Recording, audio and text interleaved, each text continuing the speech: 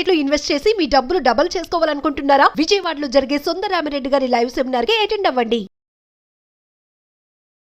నమస్కారం అనిల్ సింగ్ గారు. నమస్తే శిరీష. బంగారం అంటే చాలా మంది కూడా ఈ మధ్య కాలంలో కొనుగోలు అనేది ఎక్కువైపోయింది. దాన్ని ఇంట్లో ఉంచుకోవడం సేఫ్ కాకుండా ఎక్కువ మంది కూడా బ్యాంకులో పెట్టడానికి చూస్తూ ఉంటారు, ఎవరి దగ్గర అయితే కేజీలలో బంగారం ఉంటుందో. అయితే మనం రీసెంట్గా ఒక ప్రీవియస్ ఎపిసోడ్లో ఎస్బీఐ బ్యాంక్ లాకర్లో మనం పెట్టినప్పుడు ఒక స్కీమ్ ద్వారా మనకి ఇంట్రెస్ట్ రేట్ వస్తూ ఉంటుంది, దానికి మనం డబ్బులు కట్టే అవసరం లేదు అని మీరు చెప్పడం జరిగింది.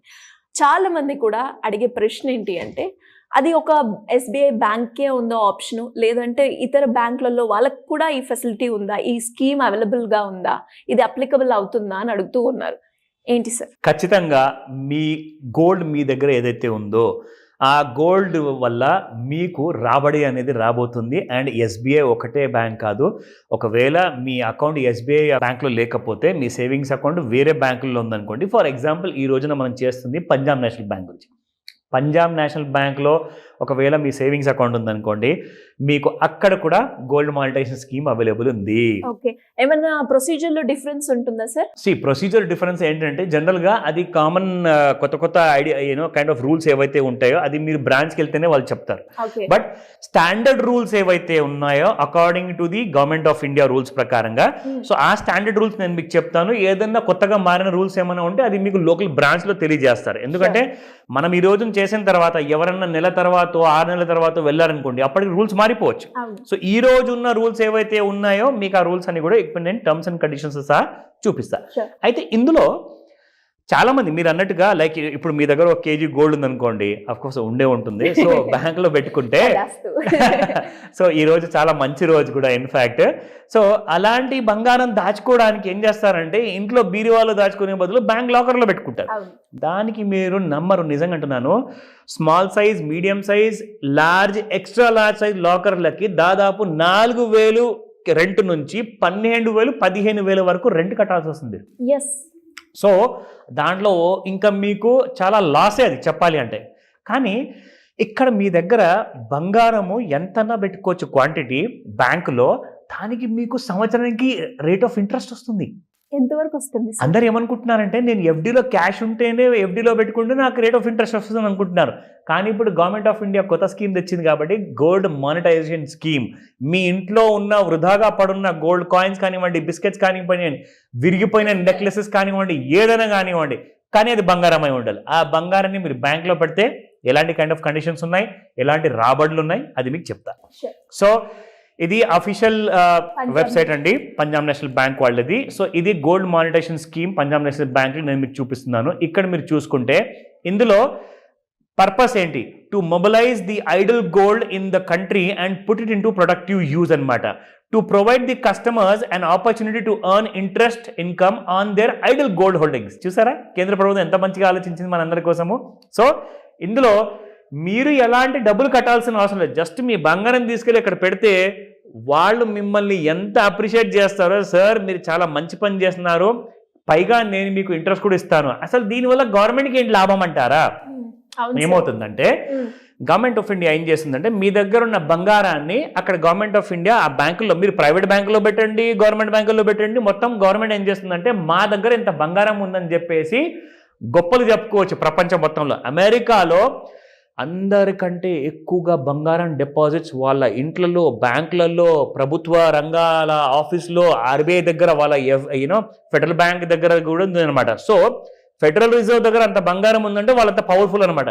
సో గవర్నమెంట్ ఆఫ్ ఇండియా ఏం చేస్తుందంటే, ఈ బంగారాన్ని బ్యాంకులో చూపించినప్పుడు ఏమవుతుందంటే, మా దగ్గర ఇంత స్ట్రెంత్ ఆఫ్ బంగారం ఉంది కాబట్టి this is an accounted gold. అంటే ఇప్పటిదాకా 600 టన్నుల బంగారము, 1000 టన్నుల బంగారం చూపించుకున్నాం అనుకోండి, ఇప్పుడు ప్రతి ఇంట్లో ఉన్న బంగారం కూడా వెళ్ళి బ్యాంకులో పెడితే ఏమవుతుందంటే, ఆ 500 టన్నులకి 600 టన్నులకి ఈ బ్యాంక్ గోల్డ్ కూడా యాడ్ అవుతుంది అనమాట. సో అప్పుడు ఏమవుతుందంటే, మన దగ్గర దేశంలో 500 టన్నుల బంగారం కాదండి, కనీసం ఒక 5,000 టన్నుల బంగారం ఉంది అని చెప్పేసి మనము ప్రపంచానికి చాటుకోవచ్చు. That means India is the richest country, అందులో డౌట్ లేదు. కానీ అఫీషియల్గా చెప్పుకోవాలి అంటే అది ఎక్కడ ఉండాలి? మీ ఇంట్లో కాదు, బ్యాంకులో ఉండాలి. దానికోసము ఆ కైండ్ ఆఫ్ ఫేవర్ మీరు గవర్నమెంట్కి చేస్తున్నారు కాబట్టి బ్యాంక్ మీకు ఏం చేస్తుందంటే రాబడి ఇస్తుంది. సూపర్. ఎగ్జాక్ట్లీ. సార్ మరి మనము బ్యాంక్ లాకర్ లో పెట్టాలి అనుకున్నప్పుడు దానికంటూ ఏమైనా ఎలిజిబిలిటీ ఉంటుందా? పర్టికులర్ గా వీలే పెట్టాలని ఎవరైనా పెట్టొచ్చు? ఎవరైనా పెట్టచ్చు. ఎవరికైతే ఆ బ్యాంక్లో సేవింగ్స్ అకౌంట్ ఉండాలి, అది మాత్రం కండిషన్. అండ్ మీరు ఇన్కమ్ ఏదైతే వస్తుందో ఆ ఇన్కమ్కి కూడా కాస్తంత డీటెయిల్స్ అడుగుతారు. ఎందుకంటే అది బ్లాక్ మనీనా వైట్ మనీనా కొంచెం తెలియాలి కదా మరి. లేదంటే అడగకుండా మరి అక్కడ పెట్టుకున్నాను అనుకోండి తర్వాత ఇబ్బందులు అవుతాయి. సో కాబట్టి ఆ క్లారిటీ మొత్తం బ్యాంక్ వాళ్ళు అడుగుతారు. అది వాళ్ళకు అడిగే ప్రశ్నలకి ఆ జవాబు మీరు ఇవ్వాల్సి వస్తుంది. ఓకేనా? So coming to the resident Indians of the following categories. ఎవరు పెట్టుకోవచ్చు, ఎవరెవరు బంగారం పెట్టుకోవచ్చు బ్యాంక్లో? ఎనీ ఇండివిజువల్, హెచ్యుఎఫ్ అంటే హిందూ అన్డివైడెడ్ ఫ్యామిలీస్ ఉంటాయి, సో వాళ్ళు పెట్టుకోవచ్చు. ప్రొప్రైటర్షిప్ లేదా పార్ట్నర్షిప్ కంపెనీస్ పెట్టుకోవచ్చు, కంపెనీస్ పెట్టుకోవచ్చు, చారిటబుల్ ఇన్స్టిట్యూషన్స్ పెట్టుకోవచ్చు, సెంట్రల్ గవర్నమెంట్ వాళ్ళు పెట్టుకోవచ్చు, స్టేట్ గవర్నమెంట్ కూడా పెట్టుకోవచ్చు. దీని తర్వాత ఇక్కడ మీరు చూస్తే ఇంత గ్రాముల బంగారమే మనం పెట్టుకోవాలి అన్నట్టుంటుందా? ఎగ్జాక్ట్లీ ఆ డీటెయిల్స్ కూడా ఇక్కడ ఉన్నాయి, మీకు చెప్తాను. మినిమం మాత్రం 1 year ఉంటుంది మీ బ్యాంక్లో డిపాజిట్ పెట్టడానికి. అది లాకర్ అవసరం లేదు, మీరు డైరెక్ట్ డిపాజిట్ చేసుకుంటే వాళ్ళే ఎక్కడైనా పెట్టుకుంటారు. సో మినిమం 1 year నుంచి మ్యాక్సిమం 15 years. ఇక్కడ మీకు ఆ డీటెయిల్స్ చూపిస్తాను చూడండి. సో ఎస్టీబీడీ అంటే short term bank deposit, medium term, long term. So minimum 1 year to 3 years, 5 to 7 years, 12 to 15 years. 1 to 3 years అన్నారు, 5 years అన్నారు. అంటే ఇయర్స్ ని బట్టి మనకి రేట్ ఆఫ్ ఇంట్రెస్ట్ వస్తుంది? అబ్సల్యూట్లీ, దాని ప్రకారంగా ఉంటుంది. మీరు ఎంత ఎక్కువ కాలం పెడితే అంతే ఎక్కువ ఇంట్రెస్ట్ వస్తుంది. ఒక మాట చెప్తానండి, ఇప్పుడు మా నాన్నమ్మ గారు నేను చిన్నగా ఉన్నప్పుడు ఆవిడ దగ్గర ఉన్న బంగారు ఆభరణాలు కోడలకి గిఫ్ట్ లాగా రూపంలో ఇస్తారు. అంటే ఆవిడ ఎన్ని సంవత్సరాలు పెట్టుకున్న తర్వాత, 20-30 సంవత్సరాలు పెట్టుకున్న తర్వాతనే కదా కొడుకు పెళ్ళైంది, కోడలు వచ్చింది కదా. సో అలాగే ఇప్పుడు మా అమ్మగారు ఏం చేశారంటే నా పెళ్ళైన తర్వాత కోడలికి ఇచ్చారు.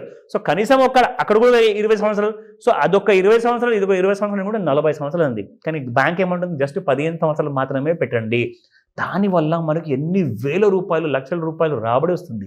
So that is the beauty కదా. సార్ ఎంత ఇంట్రెస్ట్ వస్తుంది 1 to 3 years లో కనుక మనం పెడితే? Sure, I'll tell you that. So ఇక్కడ మీరు చూసుకుంటే శిరీష, జస్ట్ 1 year కి పెడితే మీకు 0.50%, అండ్ దీంట్లో 1 to 2 year వరకు 0.60%. After about 2 years to 3 years మధ్యలో వస్తే మీకు 0.75% వస్తుంది. అండ్ అలాగే మీరు ఒకవేళ మీడియం అండ్ లాంగ్ టర్మ్ పెట్టుకుంటే 2.25 నుంచి 2.5% వస్తుంది.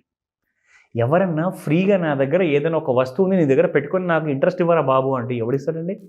పైగా మన నేషనలైజ్డ్ బ్యాంక్స్ ఇవన్నీ. సో ఇందులో మీకు ఉన్న సెక్యూరిటీ, మీరు బ్యాంక్స్ని మాత్రం నమ్ముతారు కదండి. మరి డబ్బులో పెడుతున్నారు కదా క్యాష్, మరి బంగారం పెట్టడానికి ఏంది మన ప్రాబ్లం చెప్పండి.